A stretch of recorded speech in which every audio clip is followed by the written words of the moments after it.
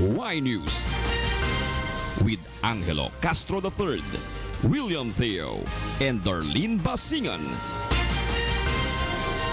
Good evening. The assessment on more than 75,000 claimants applying for compensation as a victim of martial law is about to end. According to the samahan ng mga ex-detainees laban sa detensyon at aresto or SELDA, each martial law victim can get at least $500,000 pesos. Here's why from Ray Pelayo.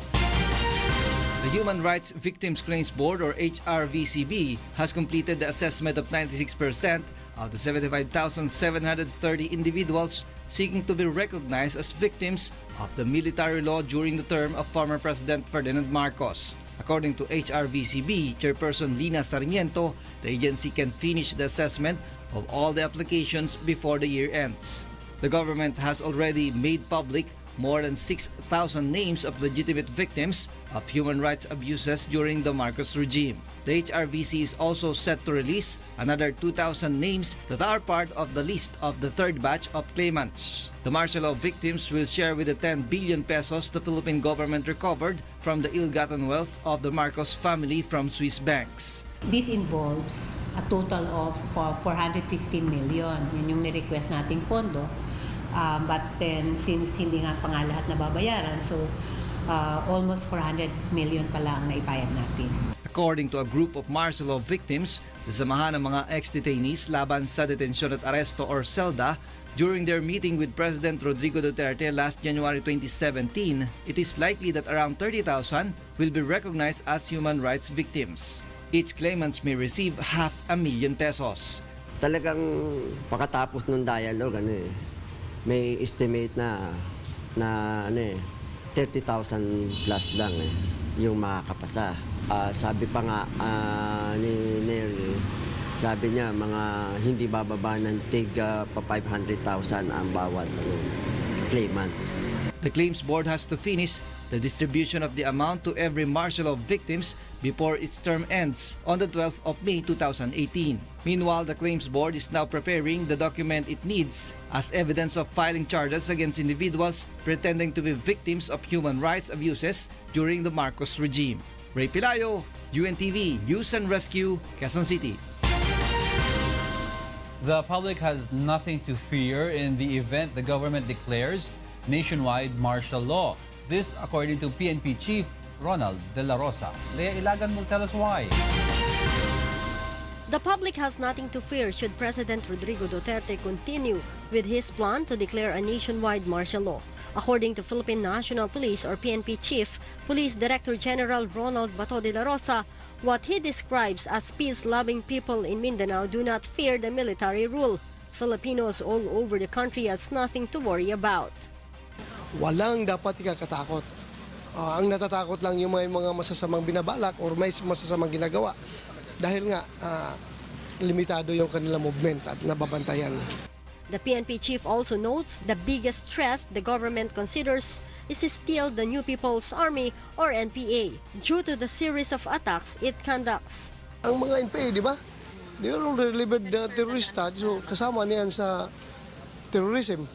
So yan ang mabigat nga na hinaharap natin that has been existing and persisting for the last how many years? Matagal na yung problema na yan. Despite this, De La Rosa says he has no plan yet to recommend the declaration of a nationwide martial law to the President, especially since there is no request yet from the Chief Executive. Hindi ko siya papangunahan, nasa kanya yan. It is dependent on his own determination. The PNP chief says whatever the Chief Executive decides to do, the entire police institution will support it. Everything depends on him. Kung ano yung tingin niya na kinakailangan niyang gawin. So kami naman is we will just support him all the way.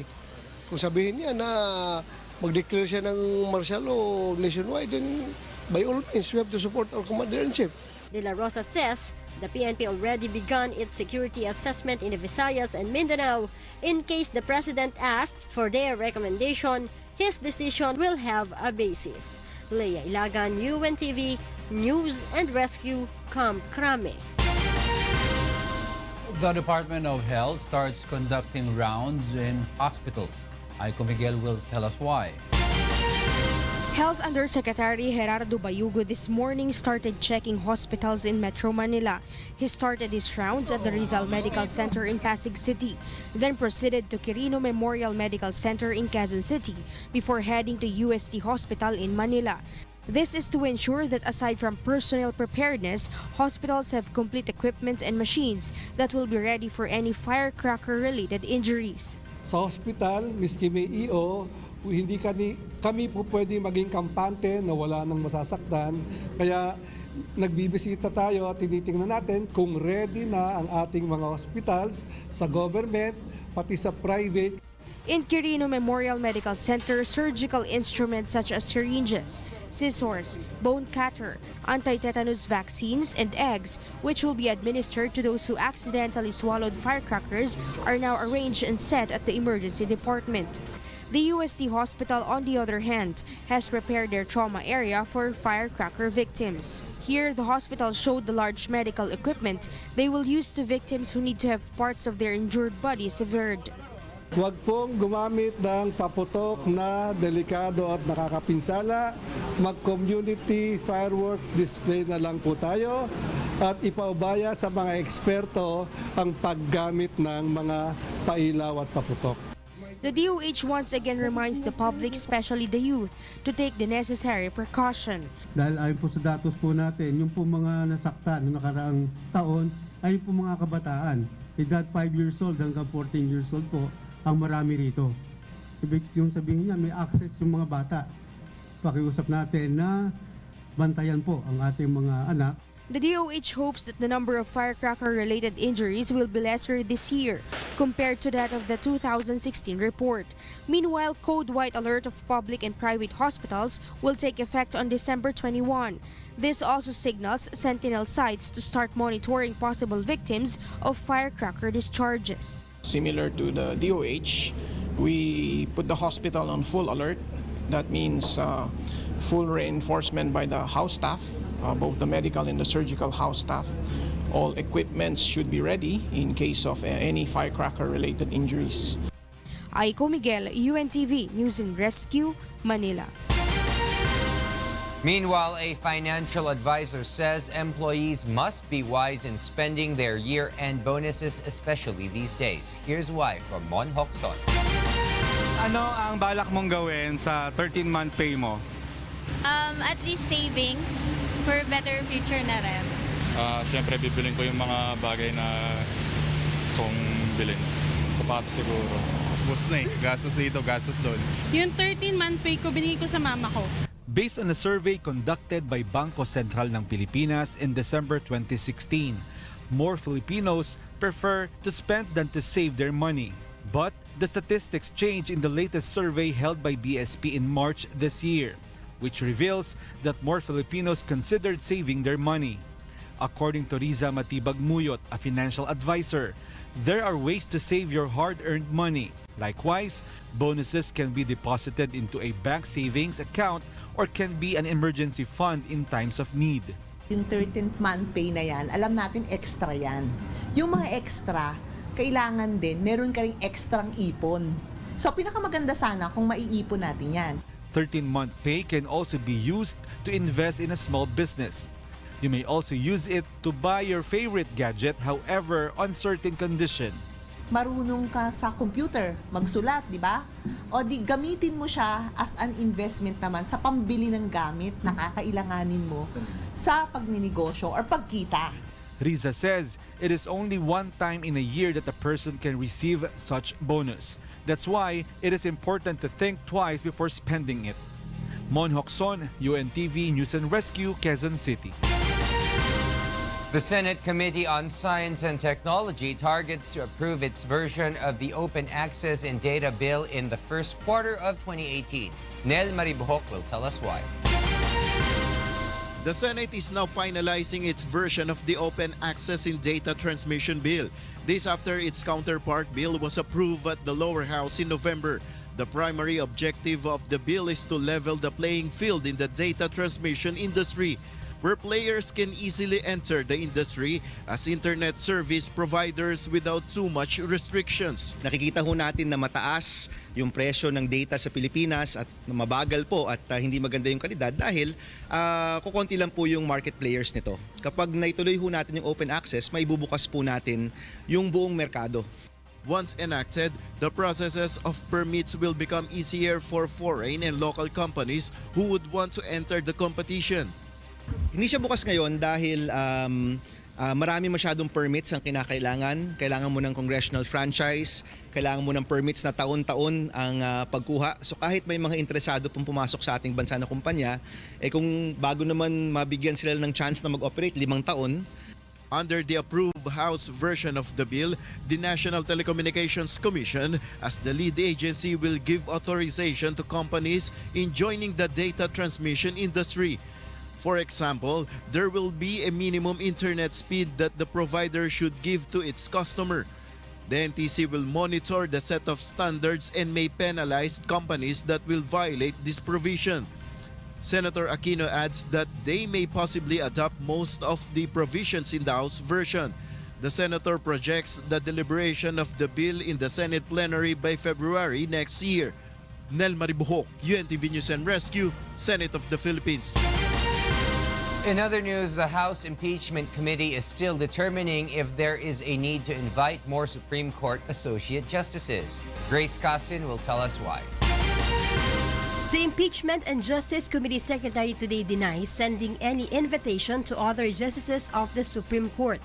This after reports came out that 5 ST justices are going to attend the January 2018 hearing.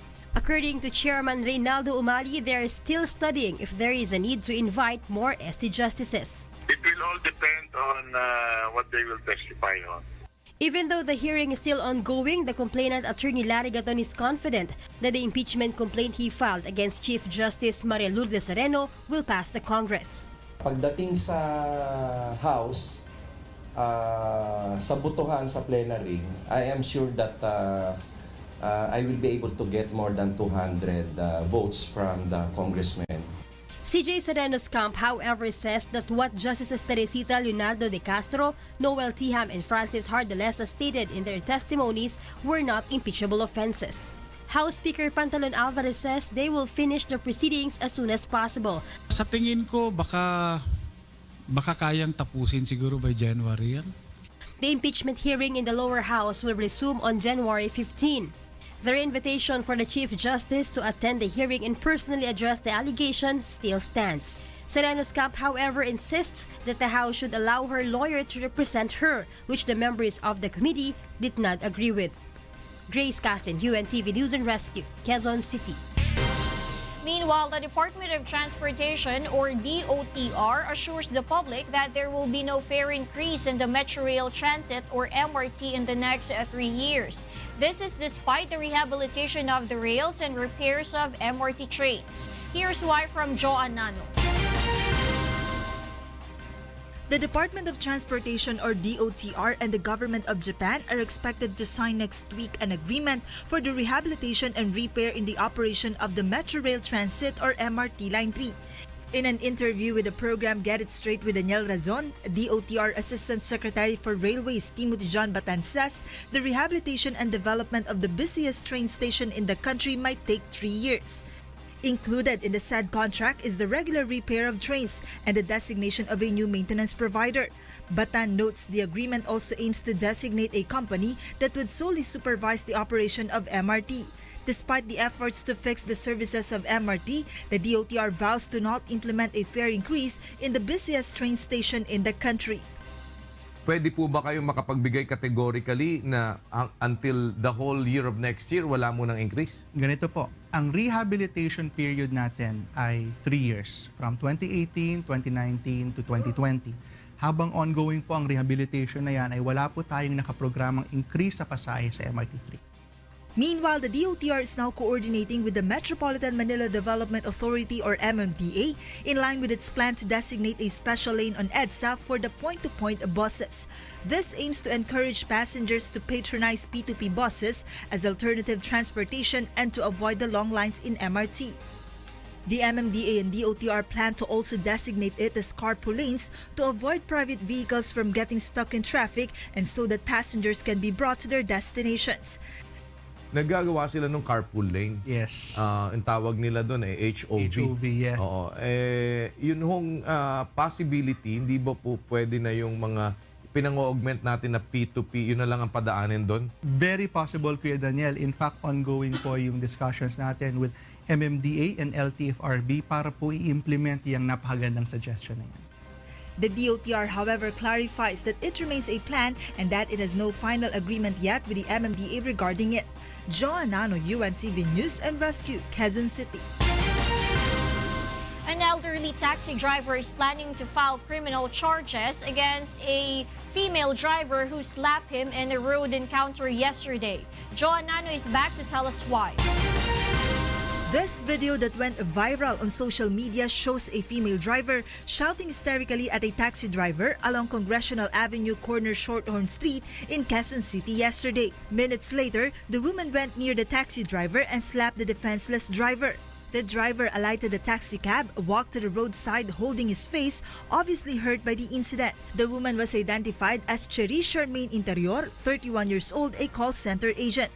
Earlier today, the Land Transportation Franchising and Regulatory Board has summoned the taxi driver, identified as Virgilio Doctor, 52 years old. Virgilio develops a speech defect as a result of a heart stroke. Virgilio says it was the woman who tried to overtake his way. Yung babae na lumabas, may dalang tubo. Napasampas yung taxi ko. Dahil yung sinabi, mayroong PI ako.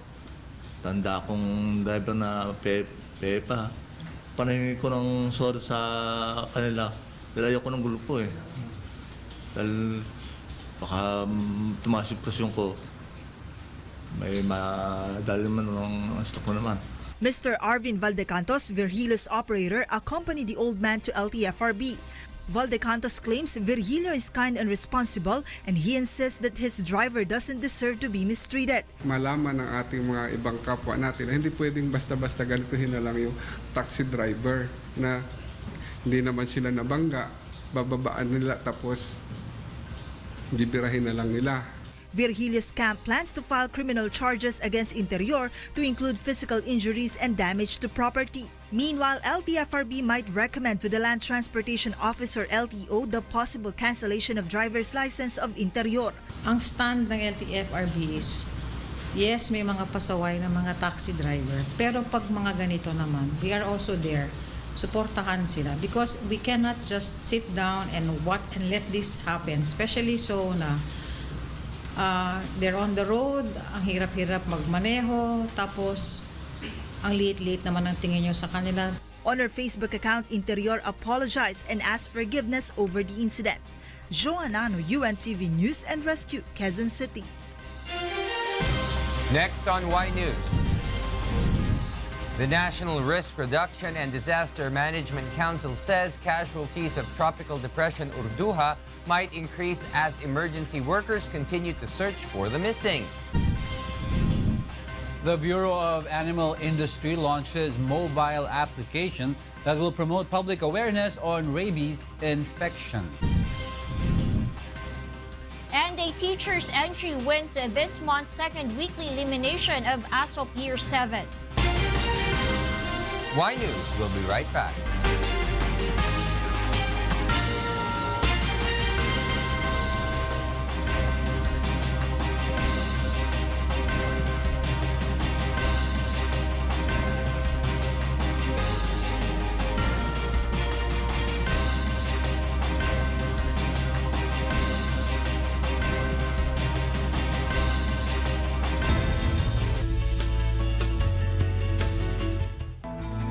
Tropical Depression Urduja has maintained its strength and is now over the West Philippine Sea. The center of Urduja was estimated at 120 kilometers northwest of Puerto Princesa City in Palawan.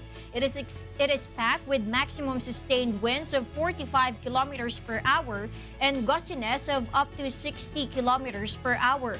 Urduja moves west-southwest at 18 kilometers per hour. Tropical cyclone warning signal number 1 is raised over Palawan. Meanwhile, scattered rain showers and thunderstorms are expected over the provinces of Isabela, Aurora, and Quezon due to the effect of the tail end of a cold front. Sea travel is not advised over the seaboards of Palawan. Urduja is expected to exit the Philippine Area of Responsibility tomorrow morning or afternoon. Meanwhile, Pagasa is monitoring a low-pressure area at 1,450 kilometers east of Mindanao. The National Disaster Risk Reduction and Management Council says it is still possible that the number of casualties due to Tropical Depression Urduja might still increase. Here's why from Rajela Dora. Based on the latest figures, 31 have died due to the onslaught of Typhoon Urduja in eastern Visayas. 5 of the casualties were from Leyte, 1 was from eastern Samar, 2 from Samar, and 23 were from Biliran. Karamihan po dito sa mga reports na tanggap natin ay kadahilanan ang landslide. The said number might still increase as 49 individuals remain missing. Figures of the National Disaster Risk Reduction and Management Council or NDRRMC show that more than 44,600 evacuate to over 600 temporary shelters because of the typhoon. Despite this, the NDRRMC says the government did not fail in informing the public about the areas that would be directly hit by the Typhoon Urduja. Nagkaroon na rin tayo ng pagbibigay ng warning sa kanila. Pinatawag na rin natin ang atensyon ng ating mga lokal na pamahalaan na maaaring maapektuhan ng mga patuloy ng pag-uulan. In the initial figures of the NDRRMC, the typhoon has damaged more than 100 homes. The Department of Agriculture also recorded 30 million peso worth of damages to agriculture. Although Typhoon Urduja is already exiting the country, the NDRRMC will remain on a full alert status, especially since another typhoon is expected to go near the Philippine Area of Responsibility. Rajela Dora, UNTV News and Rescue, Quezon City. Although Typhoon Urduja is not as strong as Super Typhoon Yolanda that hit the country way back in 2013, the recent typhoon has still heavily affected the northern part of Cebu. Here's why from Grace Cassie. Typhoon Urduja, which brought heavy rains and winds, has caused floods and damaged roads and crops in northern Cebu over the weekend. Adto na to, ubay-ubay ang mga farms nga na-flooded good. Mga saging na natumba, mga kamaisan, mga na-flooded po ang ilahang mga sugarcane plantation ay pipila po nga tumba na ubay-ubay po ang mga dalan, no, labi na sa mga interior areas. No? Because of this, the Cebu Provincial Disaster Risk Reduction and Management Office or PDRRMO recommended to the Provincial Board a declaration of a state of calamity in the towns and municipalities heavily affected by Typhoon Urduja. So that could be already a state of calamity ang gihimo sa Madidihos, ang Bantayan, tingali ang Santa Fe maka-declare sila state of calamity tungod sa maong deprivation sa mga supplies ngadto sa mga isla. So to me that's enough, and at the same time doon na po yung mga destruction sa ilahang mga pagpanguma. Authorities continue to assess the damage caused by the typhoon and determine the aid needed by the affected residents. The PDRRMO distributed sacks of rice to affected residents and is expected to send as well as canned goods and other relief goods. Meanwhile, authorities have not recorded any casualties in the province. Grace Casin, UNTV News and Rescue, Philippines. A group of women has launched a project to help the government monitor the condition of children injected with the controversial Dengvaxia vaccine. Abby Santa Ines will tell us why. Letitia's son was among the school children who received Dengvaxia vaccine. Since the injection, her son became sickly. Hindi ko alam kung kailan siya inindiksyonan. Dumarating ang anak ko, mama, na indiksyonan na po ako. Sa ngayon po, dumarating ang anak ko, mama, may lagnat ako, nahihilo ako, nagsusuka ako. Tapos sabi ko, minom ka lang ng gamot at saka Yakult. Yan lang po ang ginagamit ko sa kanya. The case of Letitia's son is one of the reasons why Women Group Gabriela calls on the government to hold liable those who were responsible for the Dengvaxia controversy.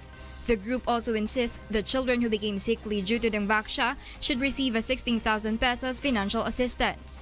Gusto nating panagutin criminally ang mga opisyales at gusto natin mabigyan ng tamang lunas ngayon ang mga bata na nabigyan ng ganitong vaccine.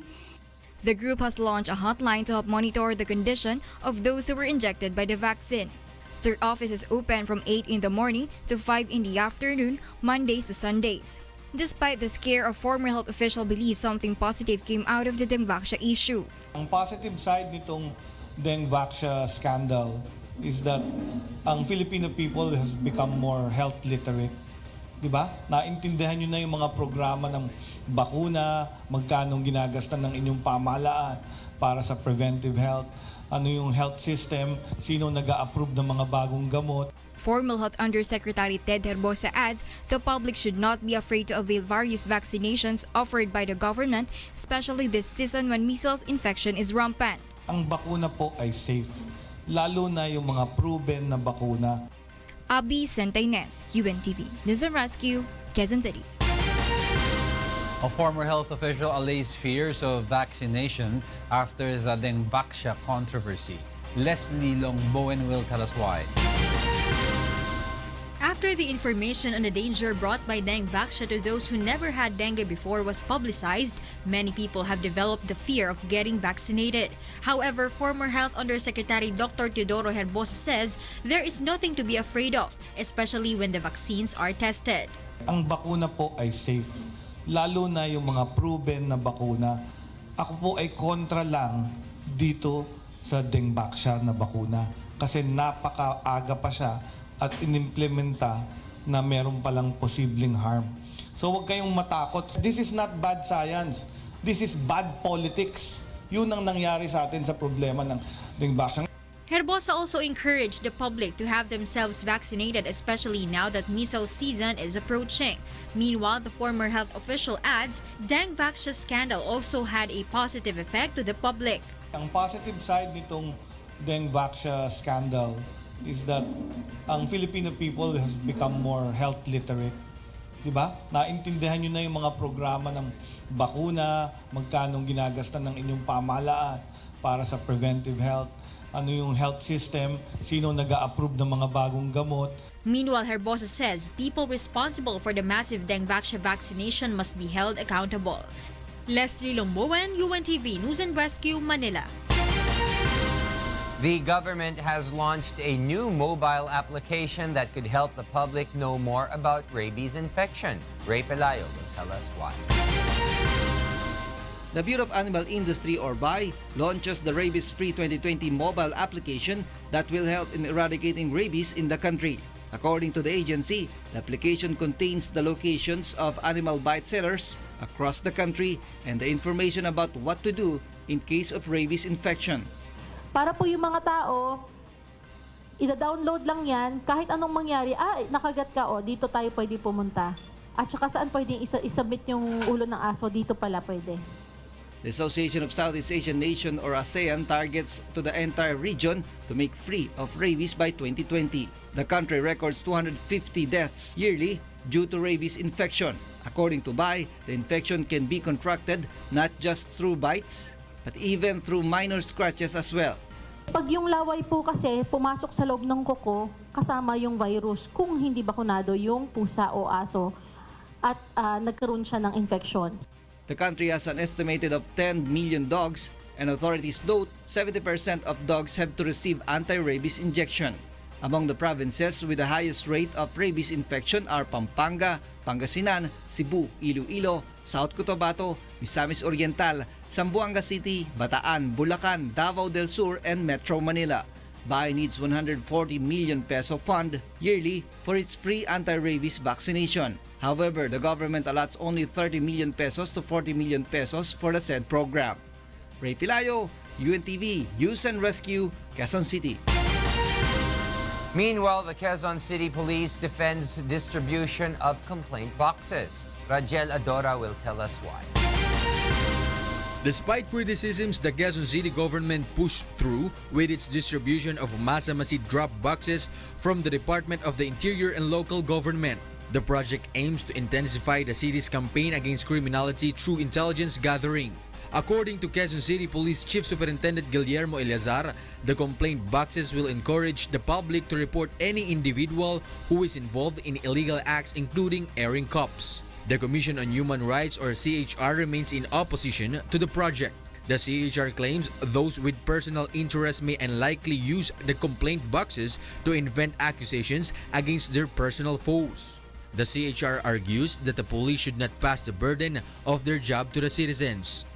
Case build-up is a function of law enforcement or of the police, and it should never be delegated to the citizen. But the QCPD defends the project, saying the information that will be received from the boxes will undergo proper verification.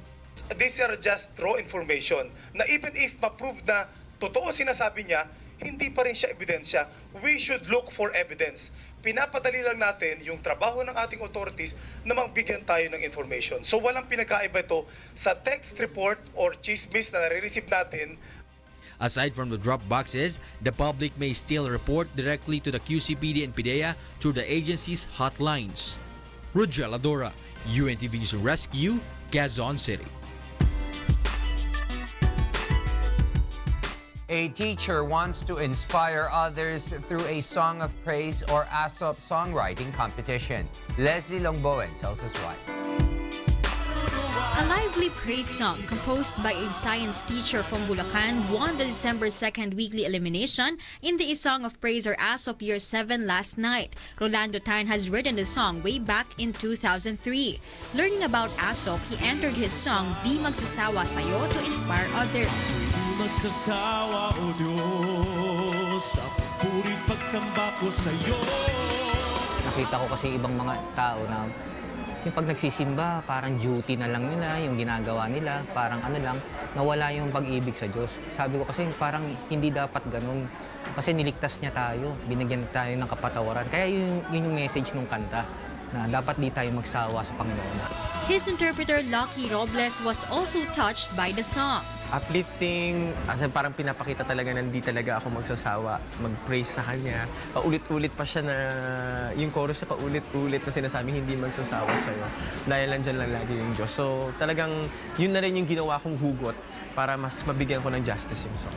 Although this is his first time to join ASOP, his composition has already earned praises. Nagustuhan ko yung beat niya, very danceable. Madali naman siyang sabayan. At saka yung lyrics niya okay din naman, no? Gusto ko in a way na dahil nag-break out ka sa regular concept of most of the praise songs are sapat ka na sa akin, sapat ka. Pero binaligtad mo, instead of enough, binaligtad mo, hindi ako magsasawa. Parang reverse approach. Maganda ang struktura ng melody, very clear ang mga song section. The song Beat Aking Ama of Alvio Garzon and Isang Haing Buhay of Elvin De Jose.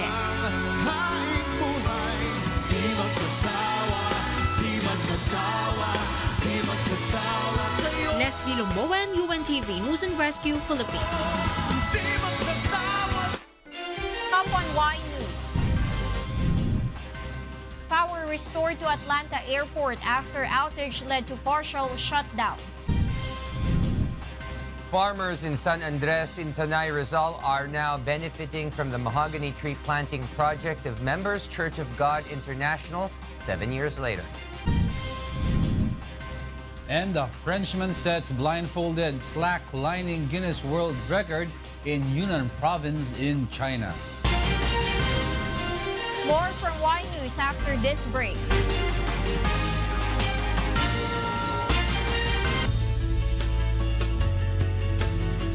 In 2010, Members Church of God International planted thousands of trees in Tanay, Rizal.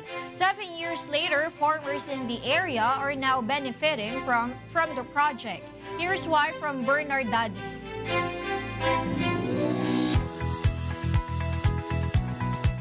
It was on the 10th of October in 2010 when thousands of members of the Members Church of God International, or MCGI, visited the mountainous part of the San Andres Tanay Rizal as part of the celebration of the 30th anniversary of the longest-running religious program in the Philippines, the Ang Dating Daan.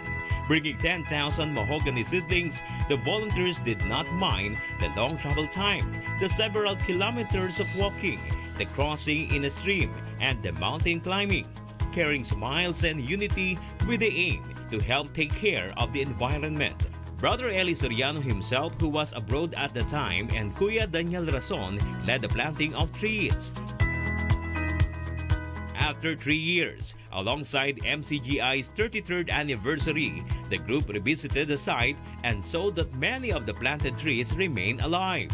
The youth volunteers of the MCGI cleaned and cut the grass, which the youth volunteers always do since the mahogany seedlings were planted there. This is still aside from the renting of the service of the caretaker which monitors the trees. After 7 years, the MCGI members have once again revisited the site in San Andres, Tanay Rizal. We were amazed that the previously bald part of the mountain is now full of trees. According to a group of farmers in the area, the planting of trees in the area by the members of the MCGI helped them a lot. Kami po ay isa sa mga dinarayo ng mga turista dito sa bayan ng Tanay. Kaya napakalaking bagay po nung nagawa, lalo po yung dating daan. Nagtanim po dito na nasa 10,000 po, sir, na puno ang naitanim dito sa amin na halos karamihan po tayo nabuhay doon. At napakaganda po, kung titingnan po nila ngayon, napakaganda at dati po wala yun italahiban, ngayon po puro puno. Kaya maraming salamat sa mga grupo na katulad po ng dating daan. The area's village chieftain, Darwin de la Rosa, says the tree planting activity also helped the indigenous people living there to have extra income. Kasi makatutubo po sir dito, ang source of income nila ay yung sa gubat din. Sa ngayon, hindi pagpuputol, kundi sila ay nagtutour guide. Pag maganda ang kabundukan, maraming pumupunta. Yun isa sa source of income po nila. Doon po nakilala ang aming barangay dahil po sa dumadami po ang mga turista na umaakyat sa amin dito na kumbaga sa nanumbalik yung mga tanawin na mga magaganda dito sa lugar namin. Tree planting is just one of the charity works being conducted by the members Church of God International. Bernard Daddies, UNTV News and Rescue, Philippines. So, are you afraid of heights, Will? Very. Actually, when I was looking at that, the man going on the tightrope, that's something that I've always been very scared of. Willing to try? No, not at all. Sorry. I'm afraid of heights. How about you, Jego? I'm afraid to fly, but I don't know why. That's a song. Those are the reasons behind the news, December 18, 2017. I'm Angelo Castro III. Reasons we deliver to you as they unfold. I am William Thiel. And I'm Darlene Basingan, because we need to know. We will always ask why. Thank you for watching Y News.